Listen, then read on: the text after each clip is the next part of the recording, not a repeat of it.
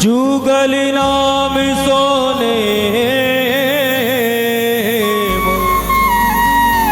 हे जपत नित कुंज बिहारी। अवलोकत रहे के सखी सुख के अधिकारी। गान कला गंधर्व श्याम श्यामा को तो से उत्तम भोग लगाए मोर मरकट तिम पोसे। हिलपति द्वार ठाड़े रहे और दर्शन आशा जा सुखी। आशुधीर उद्योत करे रसिक छाप श्री हरिदास की। ध्यान मूलम गुरुर मूर्ति पूजा मूलम गुरुपदम मंत्र मूलम गुरुर्वाक्यम मोक्ष मूलम गुरु कृपा। भक्ति भक्त भगवंत गुरु चतुरे नाम बपु एक। इनके पग वंदन किए नाशे विघ्न अनेक। इनके पग वंदन किए नाशे विघ्न अनेक। जय जय श्री राधे।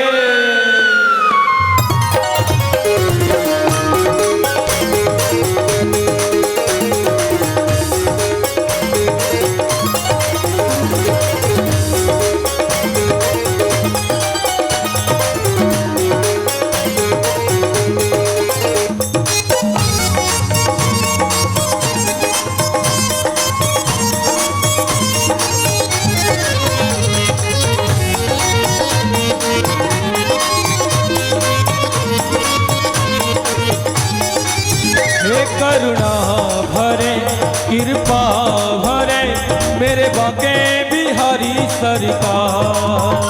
करुणा भरे कृपा भरे मेरे बाके बिहारी सरकार। करुणा भरे कृपा भरे मेरे बाके बिहारी सरकार। भरे कृपा भरे मेरे बाके बिहारी सरकार। ओ मेरे बाके बिहारी सरकार। मेरे बाके बिहारी सरकार। ओ मेरे बाके बिहारी सरकार। मेरे बाके बिहारी सरकार। हे करुणा भरे करुणा भरे ओ कृपा भरे कृपा भरे रे मेरे बाके बिहारी सरकार। करुणा भरे कृपा भरे मेरे बाके बिहारी सरकार। करुणा भरे कृपा भरे मेरे बाके बिहारी सरकार।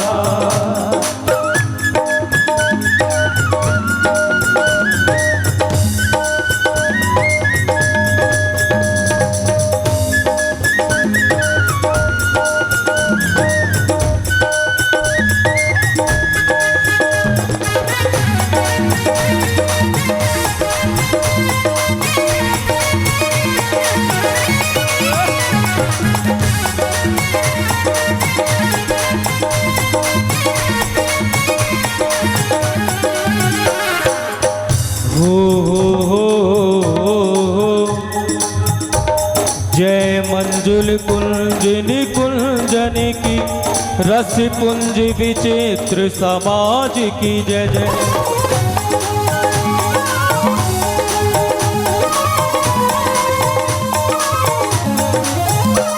यमुना तट की बंसी बट की गिरिजेश्वर की गिरिराज की जय जय। गिरिजेश्वर की गिरिराज की जय जय। गिरिजेश्वर गोपिन गोप कुमारन की विपिनेश्वर की सुख साज की जय जय।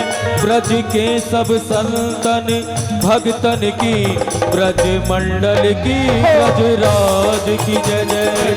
मंडल की ब्रजराज की जय जय। ब्रज मंडल की ब्रजराज। एक बार दोनों हाथ उठाओ, सभी दोनों हाथ उठाओ और ताली की सेवा करते बोलो क्या।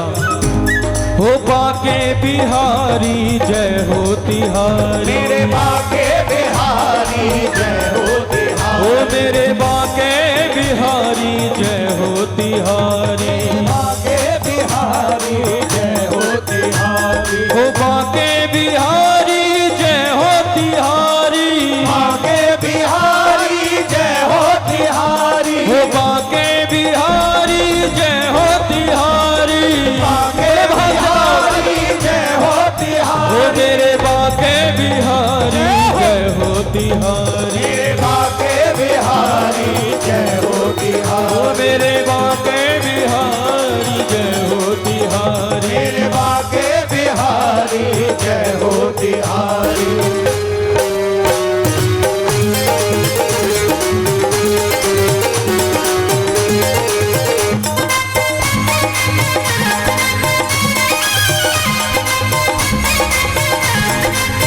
प्रेम से बोली बाके बिहारी लाल की।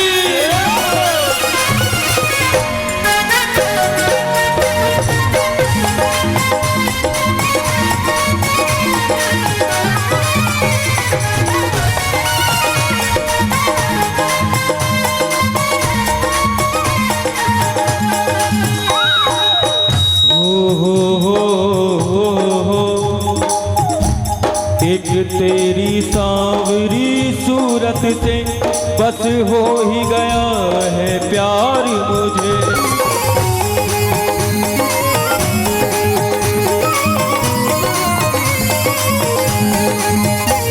खा करके जमाने की ठोकर एक तू ही मिला दिलदार मुझे। एक तू ही मिला दिलदार मुझे। एक तू ही मिला दिलदार मुझे। मेरे इस उजड़े गुलशन की अब तक न मिली है बहार मुझे।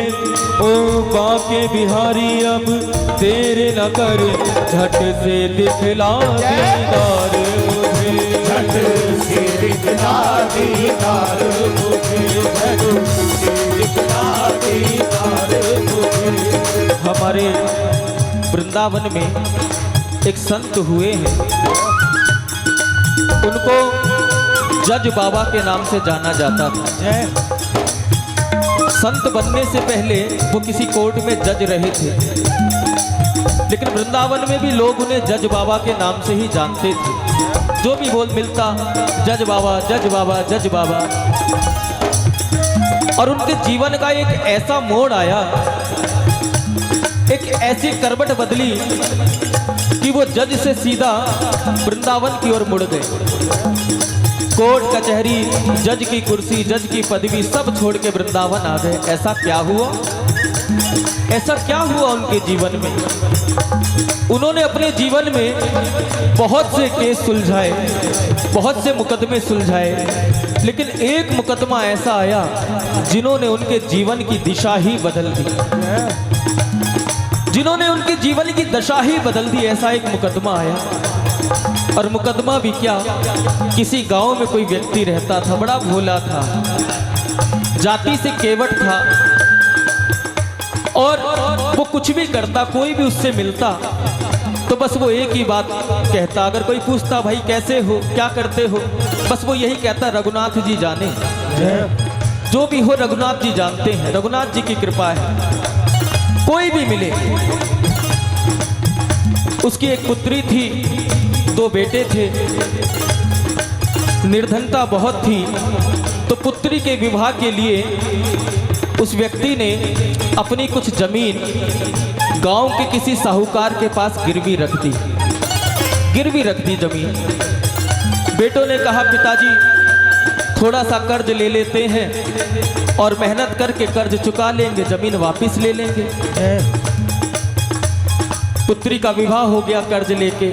कुछ समय के बाद धन इकट्ठा हुआ और वो व्यक्ति उस साहूकार के पास पहुंचा और कहा, सरकार आपने मेरी उस विपत्ति के समय में बड़ी मदद की, आज मैं समर्थ हूँ आपका कर्जा चुकाने में, तो आप ये अपनी रकम ले लें और मेरी जमीन मुझे वापस कर दें। उस साहूकार ने एक पत्र पर लेख लिख दिया और कहा, इस पे हस्ताक्षर कर दूं। हस्ताक्षर भी कर दिए, लेकिन जैसे ही वो हस्ताक्षर करने लगा तो साहूकार ने कहा, भाई एक बार पढ़ तो ले, इसमें लिखा क्या है। तो उस व्यक्ति ने वहां भी यही कह दिया कि जो भी लिखा है सब रघुनाथ जी जाने, सब रघुनाथ जी जाने। देखो विश्वास। अब उसने देखा साहूकार ने कि इसने कुछ पढ़ा भी नहीं है, कुछ लिखा भी नहीं है। उस व्यक्ति के मन में बेईमानी आ गई। उसने कहा, भाई जरा मेरे लिए एक गिलास पानी लेके आ। और वो पानी लेने गया और एक कोरे कागज पर कुछ लिखकर और उसको दे दिया कि ले, तेरा कर्जा मुक्त हो गया। घर आया, घर आके बेटों को दिखाया। बेटों ने पढ़ा, कहा, पिताजी इसमें जो लिखा है उसमें कर्जे की तो कोई बात ही नहीं लिखी है, इसमें तो आप उस ऋण से उऋण हो ही नहीं पाए हो। उधर उस साहूकार के मन में भी बेईमानी आ गई और उसने मुकदमा ठोक दिया। कोर्ट में मुकदमा पहुंच गया और मुकदमा जब पहुंचा तो वो साहूकार से पूछा गया, भाई तूने इसे कर्जा दिया था? कि हाँ कर्जा दिया था। कहा, क्या इसने तेरा कर्जा चुकाया? कि नहीं चुकाया। कर्जा चुकाया नहीं। क्या तुम्हारे पास कोई सबूत है कि तुमने इसका कर्जा चुका दिया? क्या रघुनाथ जी जाने? मेरे पास कोई सबूत नहीं है सरकार, जिसने लिया था वो ही जाने, बस रघुनाथ जी जानते हैं इस बात को। बड़ा अजीब मुकदमा हुआ, हारने लगा। अब जज ने सोचा कि रघुनाथ जी कोई व्यक्ति है, इसके गांव में रहने वाला किसी व्यक्ति का नाम है, और कोर्ट से एक सम्मन जारी किया और एक व्यक्ति वो सम्मन लेके उसके गांव पहुंच गया और घर घर पूछता है, भाई यहाँ कोई रघुनाथ नाम का व्यक्ति रहता है? कोई रघुनाथ नाम का व्यक्ति रहता है? गांव वालों ने कहा, भाई यहाँ कोई रघुनाथ नाम का व्यक्ति तो नहीं रहता, लेकिन हाँ इस गांव में रघुनाथ जी का मंदिर जरूर है। मंदिर के गेट पर दो पुजारी बैठे थे। पुजारियों से जाकर पूछा, भाई रघुनाथ जी यहीं रहते हैं क्या? पुजारियों ने कहा, रघुनाथ जी यहीं रहते हैं। तो उनके नाम ये कोर्ट से सम्मन आया है और उन्हें कल उपस्थित होना है कोर्ट में। उनको कल उस कोर्ट में उपस्थित होना है, इस सम्मन आया। पुजारियों ने भी सोचा, जाने क्या बात, आज तक मंदिर में पोशाक आती थी, प्रसाद आते थे, फूल माला आती थी, लेकिन सरकार के नाम सम्मन तो पहली बार आया है।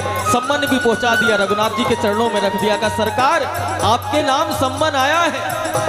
पुजारियों ने पढ़कर देखा तो रघुनाथ जी जो उस व्यक्ति का कर्जा लिया हुआ था, उस गांव के उस केवट की सारी कथा उसमें लिखी हुई थी। समझ गए, पुजारियों की आंखों में आंसू आ गए और रघुनाथ जी से कहा, सरकार आपको कल जाना पड़ेगा। उस दीनहीन की लाज की बात है, जीवन भर हमने उसे देखा, उससे कोई कुछ भी पूछता है तो वो आपके भरोसे कह देता है, बस रघुनाथ जी जाने, बस रघुनाथ जी जाने, बस रघुनाथ जी जाने। अब उसके जीवन की ये ऐसी दुखद घटना है, उसकी लाज बचाने के लिए आपको जाना पड़ेगा। ये सम्मन आपके चरणों में रखा। अगले दिन सुबह हुई, पुजारियों ने पोशाकें रख दी। सरकार आज आपको कोर्ट में जाना है, जो पोशाक सुंदर लगे वो धारण करो, लेकिन कोर्ट में जाना जरूर है। उधर कोर्ट का समय हो गया, जज कुर्सी पर बैठे हैं। बुलाया गया उस केवट को कि भाई तूने रघुनाथ जी की बात कही थी कि रघुनाथ जी जाने, रघुनाथ जी जाने, क्या तेरा रघुनाथ आएगा? कहाँ रहता है? उस भक्त ने कहा, अरे मेरे रघुनाथ कहाँ नहीं रहते हैं ये पूछो। क्या इस समय भी तेरा रघुनाथ इस कोर्ट में उपस्थित है? कहा, सरकार मैंने कहा ना, मेरे रघुनाथ तो कण-कण में रहते हैं, वो यहाँ भी हैं, वहाँ भी हैं, हर जगह व्याप्त हैं।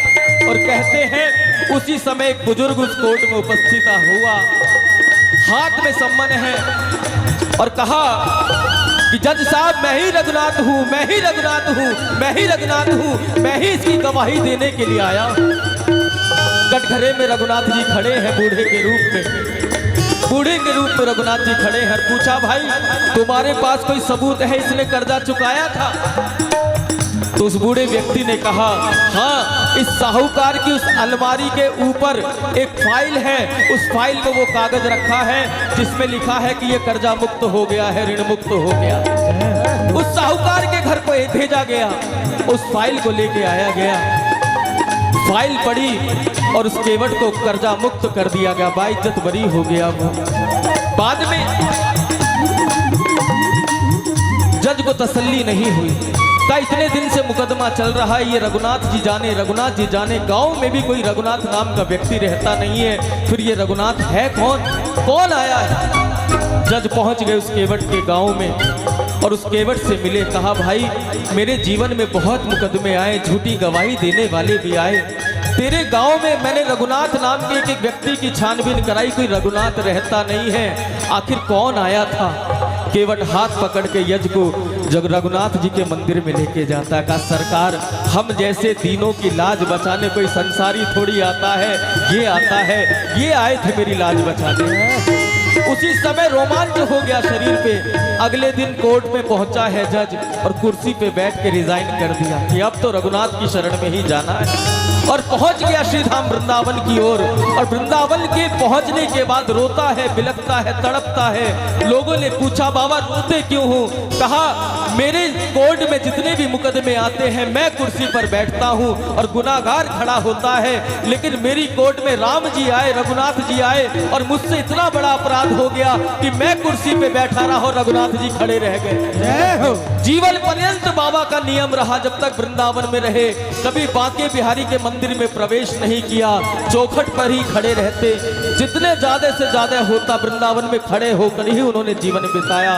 और बस यही कहते सरकार से, क्या ओ मेरे बांके बिहारी सरकार तुम बिन रहा नहीं जाए, मेरे बांके बिहारी सरकार तुम बिन रहा नहीं जाए, ओ मेरे बांके बिहारी सरकार तुम बिन रहा नहीं जाए, मेरे बांके बिहारी सरकार तुम बिन रहा नहीं जाए, हो रहा नहीं जाए कुछ कहा नहीं जाए, रहा नहीं जाए कुछ कहा नहीं जाए, हो रहा नहीं जाए कुछ कहा नहीं जाए, रहा नहीं जाए कुछ।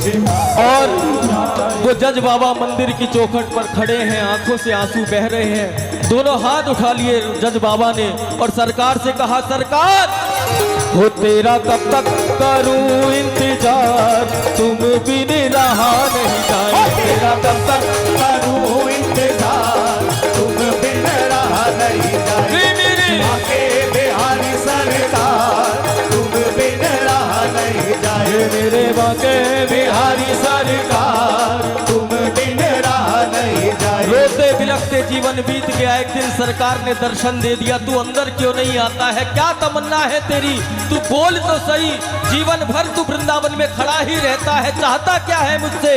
तो जज बाबा ने कहा, सरकार और कुछ चाह नहीं है, बस इतनी सी चाह है, क्या वो मुझे दिल से लगा लो दिलदार, तुम बिन रहा नहीं जाए, मुझे दिल से लगा लो दिलदार, तुम बिन रहा नहीं जाए, मेरे बांके